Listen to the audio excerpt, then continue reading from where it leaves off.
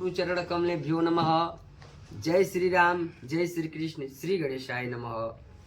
आज हम आप लोग के बीच में जो है वह श्री गणेश चतुर्थी के विषय में कुछ बातें करेंगे कि गणेश चतुर्थी कितने तारीख को जो है वह पड़ रहा है, इस व्रत करने से क्या फल की प्राप्ति होती है, इस व्रत का शुभ मुहूर्त कौन सा है, इस व्रत का अर्घ देने का समय कौन सा है, कितने बजे तक है, उसी के विषय में हम आप लोग के विषय में इस व्रत के विषय में आप लोगों से बातें करेंगे, आप लोग को बताएंगे इस व्रत को किस प्रकार करना चाहिए। तो यह जो माघ मास की जो चतुर्थी है, सर्वप्रथम हम बताएंगे यह चतुर्थी कितने तारीख को पड़ रही है। तो यह जो माघ मास की चतुर्थी है 17 तारीख, जो 17 तारीख को पड़ रही है और उस दिन शुक्रवार है। तो इस व्रत का जो प्रत्येक 12 मास में जो श्री गणेश भगवान की चतुर्थी पड़ती है और वह अलग अलग नामों से विख्यात है। तो इस जो चतुर्थी है, इस चतुर्थी का नाम है संकटी गणेश चतुर्थी। और इस व्रत को करने से क्या फल की प्राप्ति होती है, आगे इस वीडियो के माध्यम से हम आप लोग को बताएंगे। तो इस व्रत को जो इस व्रत में जो है वह भगवान गणेश का पूजा की जाती है और भालचंद्र नाम से 12 नाम से 12 महीने में भगवान पूजे जाते हैं। तो इस माह में जो माघ माह में जो भगवान की पूजा होती है वह भालचंद्र नाम से पूजा होती है। तो उसमें उसका विधि यह है कि आप खोड़सोपचार से पूजा करें और नैवेद्य यानी मीठा में तिल के 10 लड्डू बनाएं, मोदक बनाएं और भगवान गणेश जी को भोग लगावें और उसमें से 5 लड्डू जो है वह ब्राह्मण को दान दे दें और 5 लड्डू वह अपने प्रसाद रूपी वितरण करें और खाएं।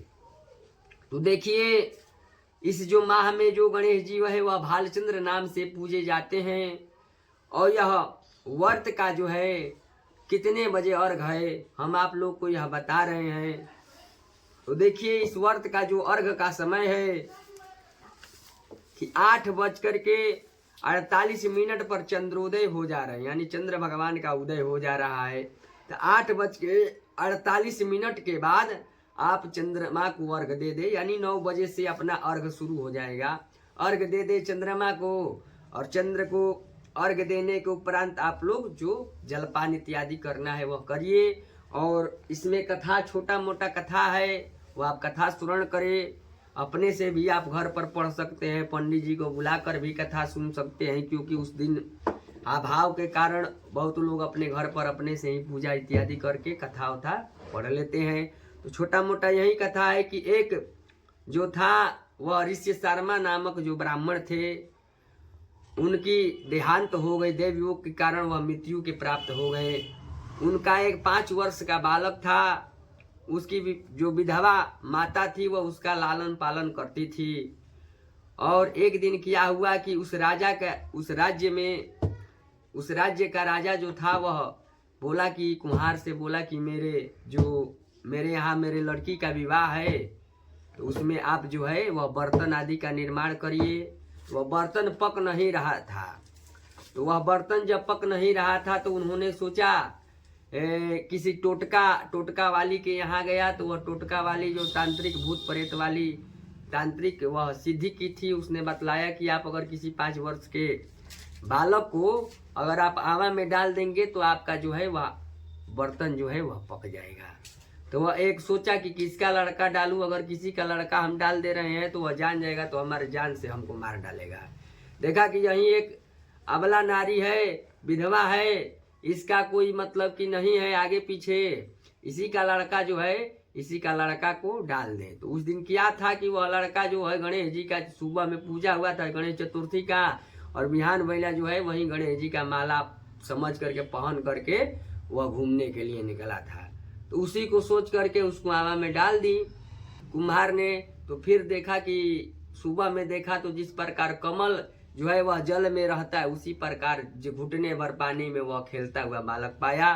तो यह देख करके उसे आश्चर्यचकित हुआ और फिर उस राजा के पास गया और कहा कि राजा साहब, जो हमने हमको एक टोटका बताई थी उसी अनुसार मैंने किया, कि मेरे बर्तन जल्दी पकेंगे नहीं तो राजा साहब हमको बहुत दंड देंगे, क्योंकि उनके यहाँ शादी है। इसी के डर से मैंने एक ब्राह्मण के बालक को उसमें डाल दिया, लेकिन धधकते हुए अंगार में वह जल जल जल कैसे आ गया, वह कमल की भांति कैसे उसमें खिल रहा है और खेल रहा है।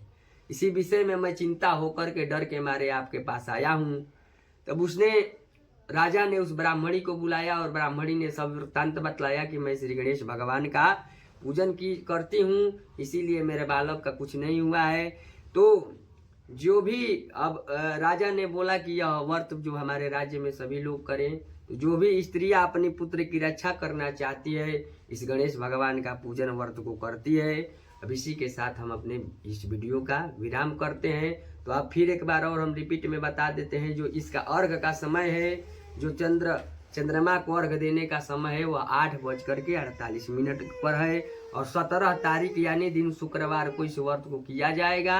और व्रत के उपरांत 8:48 के बाद अर्घ दिया जाएगा और देने के बाद जलपान इत्यादि किया जाएगा। इसके साथ हम अपने वीडियो को विराम करते हैं। हर हर महादेव, जय माता जी।